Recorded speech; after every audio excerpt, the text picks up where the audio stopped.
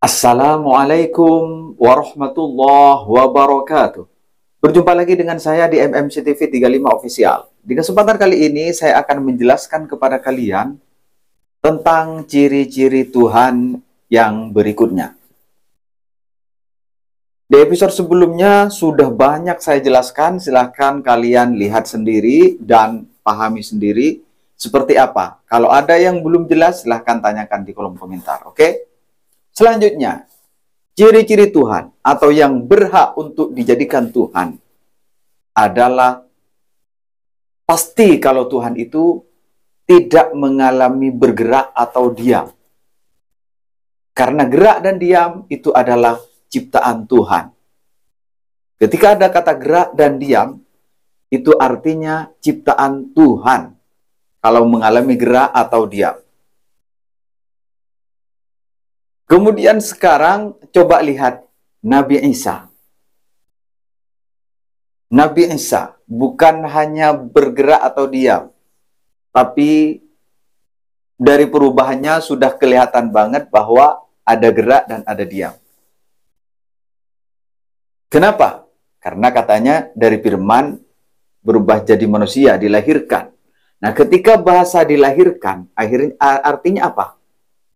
Artinya mengalami gerak atau diam.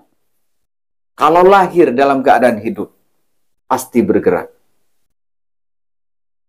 Dan gerak itu ciptaan Tuhan. Bukan Tuhan, bukan ciri-ciri Tuhan. Kalau misalnya diam, artinya meninggal dalam apa? Lahir dalam keadaan mati atau meninggal, maka itu juga artinya makhluk, ciptaan. Kenapa? Tidak bergerak. Sesuatu yang tidak bergerak, itu adalah ciri-ciri ciptaan, bukan Tuhan. Perhatikan Nabi Isa atau yang dianggap Yesus. Bergerak atau diam? Kalian sudah bisa membacanya sendiri. Manusia semuanya bergerak atau diam. Bahkan di saat tidur, di saat tidak sadar, itu pun bergerak kalau masih hidup. Dan Nabi Isa pun seperti itu. Jadi, apa lagi yang perlu dijadikan landasan sebagai bukti bahwa Nabi Isa itu Tuhan. Padahal dia jelas manusia. Sampai saat ini ciri-cirinya tetap menunjukkan bahwa Nabi Isa manusia. Ketika disusui ibunya, ketika makan, ketika minum, ada gerakan. Dalam semua kondisi, pasti tidak terlepas dari gerak atau diam. Kenapa? Masih berupa ciptaan. Ciptaan memang seperti itu. Pohon yang jelas-jelas tidak bisa merintih, tidak bisa menangis, tidak bisa ngapa-ngapain. Hanya tumbuh dari bawah ke atas. Itu juga ngalamin gerak dan diam. Ketika diterpa angin, bergerak. Dan juga terkadang diam. Ciptaan itu pasti ada yang bergerak atau diam. Atau kadang bergerak dan kadang diam. Inilah ciptaan. Gerak dan diam itu pun ciptaan Tuhan. Masih dengan cara apa akan mengatakan kalau Nabi Isa itu adalah Tuhan? Bukan. Nabi Isa jelas-jelas bukan Tuhan, tapi manusia. Bukan Tuhan. Karena ciri-cirinya tidak ada yang masuk bahwa Nabi Isa bisa dikatakan Tuhan atau Yesus menurut orang di luar Islam. Jadi kan makanya saya selalu mengajak kalian untuk saling berpikir logis, berpikir rasional, bukan dengan cara yang binal, dengan cara marah-marah yang nggak jelas, mengoceh, mencaci maki, dan lain sebagainya. Saya tidak suka yang seperti itu. Yang saya suka adalah pemikiran rasional kalian, ungkapkan di kolom komentar. Apakah ada yang lebih rasional dari apa yang saya sampaikan? Seperti itu. Jadi kalau ada, silahkan letakkan di kolom komentar. Insya Allah setiap komen kalian akan mendapatkan tanggapan. Insya Allah.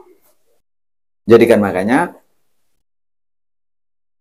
ayo gunakan akal sehat. Bukan dengan membakar Al-Quran, membakar kitab suci, bukan seperti itu.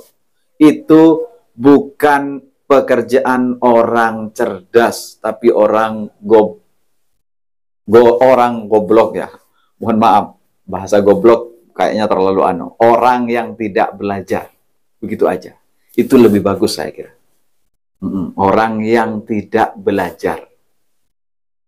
Akhirnya apa? Akibat dari tidak belajar itulah akhirnya jadi kurang ajar. Atau sok paham. Atau mengaku-ngaku. Bisa seperti itu. Jadi ingat, setiap makhluk pasti mengalami gerak atau diam. Rumah, diam. Ketika dihembus angin, diterpa angin, bisa saja ada yang bagian yang bergerak. Genting bisa bergerak akibat diterpa angin. Apalagi? Banyak, semuanya. Makhluk, hewan, bergerak, kadang diam. Lalu apalagi? Semua manusia mengalami gerak atau diam. Itu semua ciri-ciri makhluk. Kalau misalnya dibilang 7 langit, 7 bumi, ada yang nggak bergerak, ada yang nggak diam. Seperti itu. Jadi dua hal ini pasti dialami oleh makhluk. Kalau ciptaan pasti ngalamin antara gerak atau diam. Jadi ayo gunakan pikiran rasional kalian, letakkan di kolom komentar. Nanti akan saya beri tanggapan. Jadi kan makanya tidak perlu ragu lagi untuk mengatakan bahwa Nabi Isa itu manusia bukan Tuhan. Karena sudah jelas-jelas mengalami gerak atau diam. Apalagi misalnya dikatakan, oh matahari. Matahari sudah jelas gerak. Tiap hari kita lihat dari ufuk timur ke barat. Bergerak, berputar. Bulan sama juga. Mungkin di saat masih baru terbenam matahari, bulan masih di arah timur, tapi keesokan harinya sudah ada di arah barat. Itu namanya bergerak atau diam? Bergerak. Kemudian, apa lagi? Kalau misalnya dikatakan lampu, oh lampu diam. Iya kan?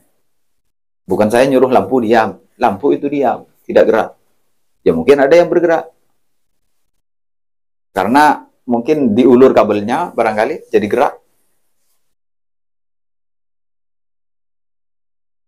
Ya. Apa yang tidak mengalami bergerak atau diam? Tidak ada. Jadi kan makanya tidak boleh menisbatkan mengatakan kepada sesuatu yang mengalami gerak atau diam sebagai Tuhan. Itu bukan Tuhan, tapi ciptaan. Kalau ciptaan, pasti mengalami kesamaan dengan yang lain. Seperti yang telah saya sebutkan di episode sebelumnya. Iya kan? Masih ragu lagi? Apalagi coba? Tunjukkan.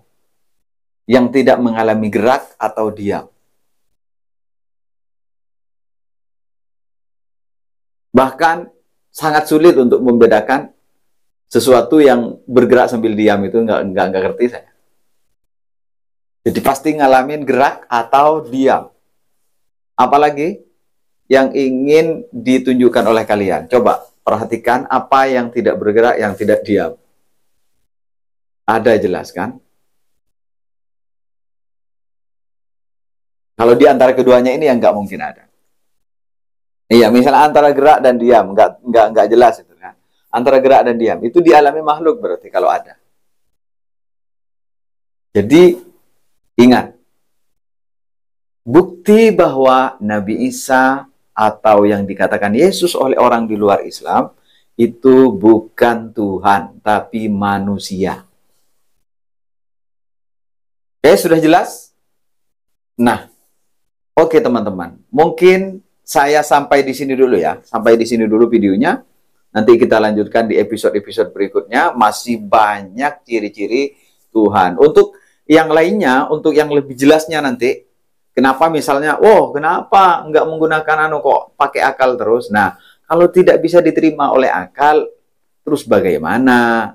Nah, nantinya insya Allah di episode-episode berikutnya, setelah episode ini selesai tentang bukti bahwa Nabi Isa manusia bukan Tuhan, ini akan saya buktikan melalui Al-Quran dan Injil. Mana yang lebih bisa diterima oleh akal? Dua-duanya. Tetap pantengin terus channel ini, agar kalian cerdas, bisa membedakan mana yang lebih bisa diterima oleh akal, Al-Quran atau Alkitab. Oke? Tunggu dan nantikan kehadirannya di video-video setelah video tentang Nabi Isa manusia bukan Tuhan.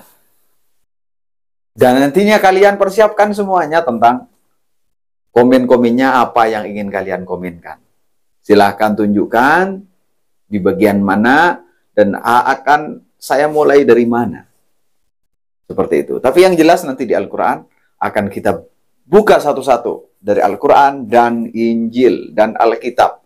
Kita buka satu-satu, mana yang lebih bisa diterima oleh akal. Dua-duanya.